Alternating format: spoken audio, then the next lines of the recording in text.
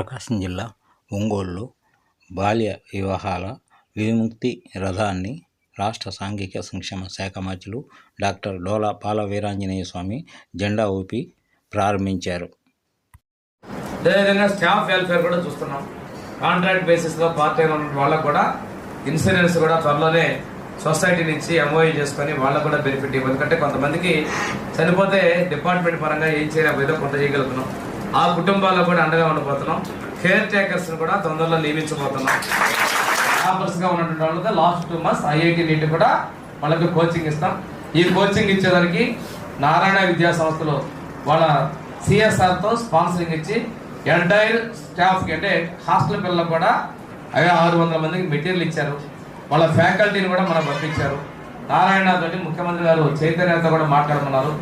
Next year 3 సెంటర్లు పెడదాం అనుకుంటున్నాం.